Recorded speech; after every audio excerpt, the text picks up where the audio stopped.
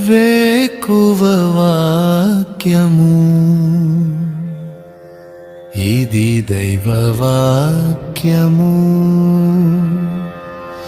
వేకువ వాక్యము ఇది దైవ వాక్యము. వేకువ వాక్యము ఇది దైవ వాక్యము. వేకువ వాక్యము ఇది దైవ వాక్యము. వేకువ వాక్యము వేకపోడు కొరకై పరిశుద్ధ గ్రంథం బైబిల్లో నుంచి దానియేలు గ్రంథం 6వ అధ్యాయము 25వ వచనము చివరి మాట, నీకు క్షేమాభివృద్ధి కలుగును గాక. ఈ మాటలు రాజైన దర్యావేషు లోకమందంతటా ఉంటున్న తన ప్రజలకు, రాష్ట్రములకు, ఆయా భాషలు మాట్లాడే వారికి రాయిస్తూ చెప్తున్నాడు, నీకు క్షేమాభివృద్ధి కలుగును. దర్యావేషు ఏ ధైర్యంతో ఈ మాటలు చెప్పగలుగుతున్నాడంటే, తన దగ్గర తన దేశంలో గొప్ప ప్రవక్త దైవజనుడైన దానియేలు ఉన్నాడు.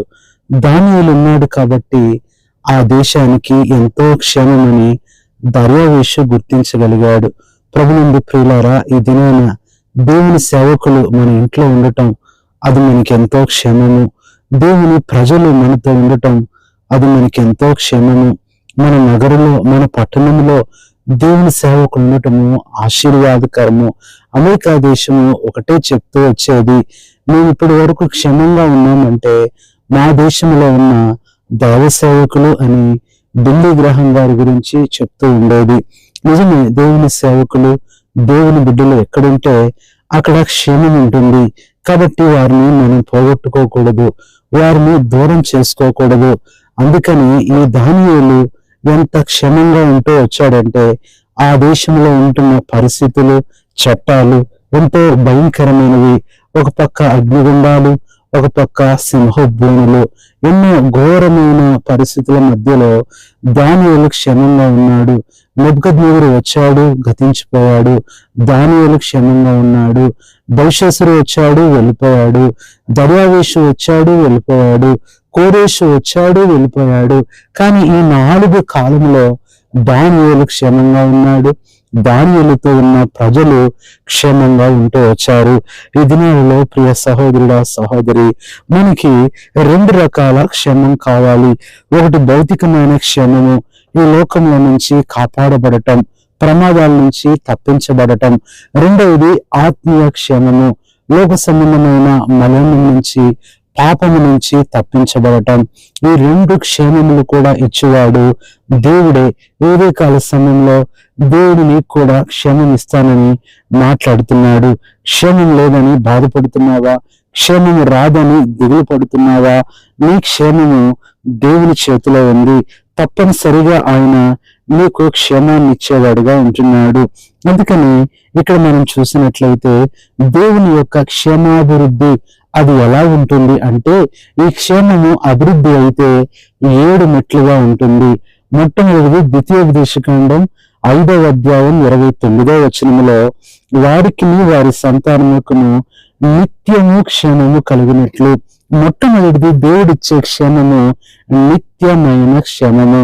అది పగలైనా రాత్రైనా, అది ఆదివారమైనా సోమవారమైనా, ఎలాంటి రోజులు సమయాలతో సంబంధం లేకుండా నిత్యము దేవుడు నీకు, నీ కుటుంబానికి, నీ బిడ్డలకు, నీకు కలిగిన దానికి క్షేమం ఇచ్చేవాడుగా ఉంటున్నాడు.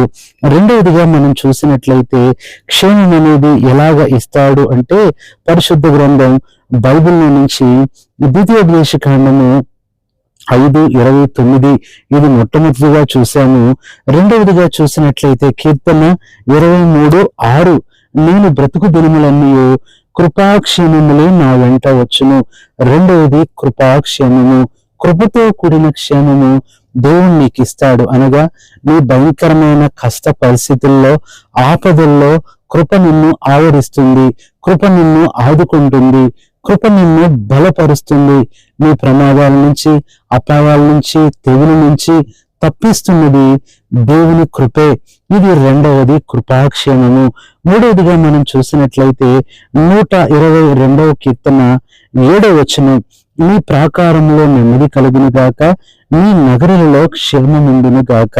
మూడవది నెమ్మదితో కూడిన క్షేమము.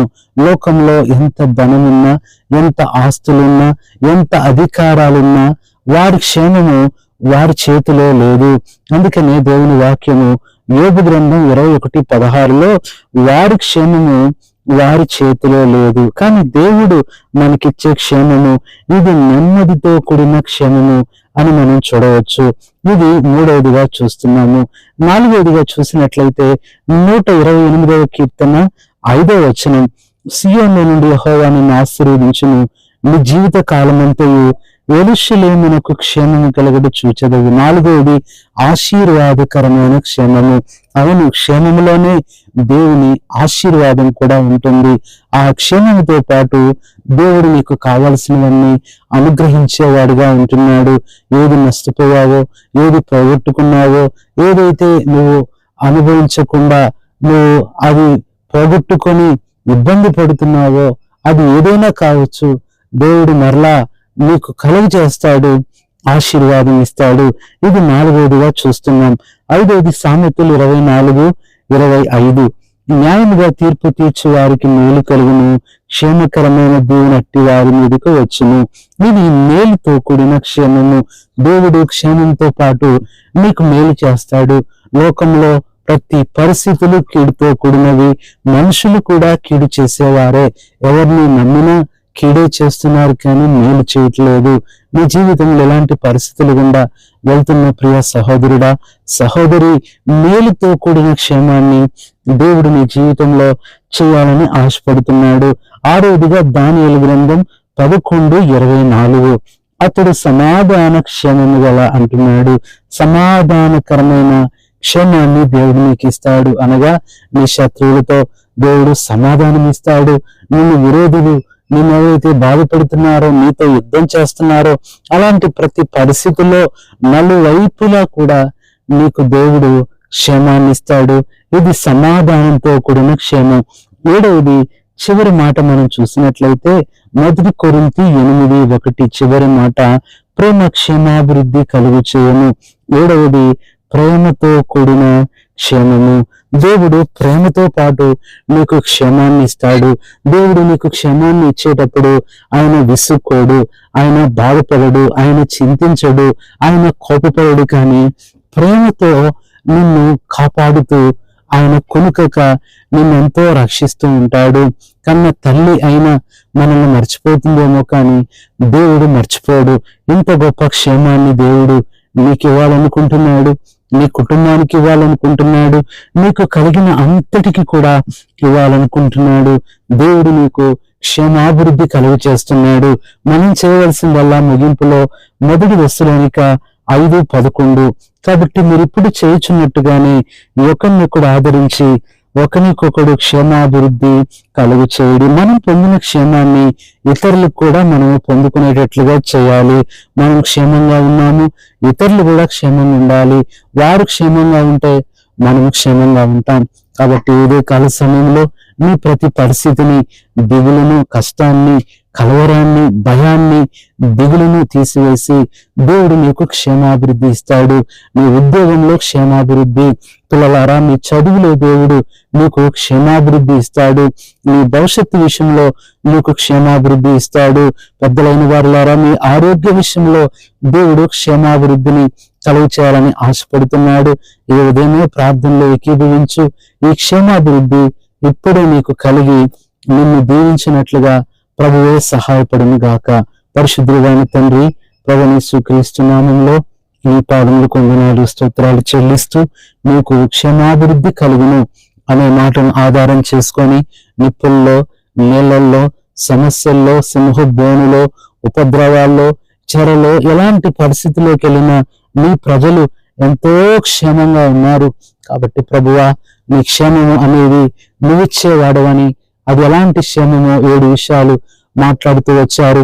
నీ మాటలు వింటున్న మా ప్రియులు ఎవరికి క్షేమం లేదో, ఏ విషయంలో దిగులు, ఆందోళన, బాధ, వేదన, ఇబ్బందితో ఉన్నారో ఇప్పుడే వారికి క్షేమాభివృద్ధి కలుగు చేసి ఆశీర్వదించమని మా ప్రభువైన యేసుక్రీస్తు నామములో ప్రార్థిస్తున్నాము తండ్రి. ఆమేన్. మన పరమ తండ్రి అయిన దేవుని ప్రేమ, మన ప్రభువైన యేసుక్రీస్తు కృప, పరిశుద్ధాత్మ సహవాసం మీ అందరికీ సదాకాలం తోడయుండి క్షేమాభివృద్ధి కలుగు చేయునుగాక. ఆమేన్. కృంగుదలలో దాచుటకు కన్నీటినంతటిని తుడుచుటకు దినమంతా సిద్ధపరచుటకు దైవ చిత్తం గ్రహించుటకు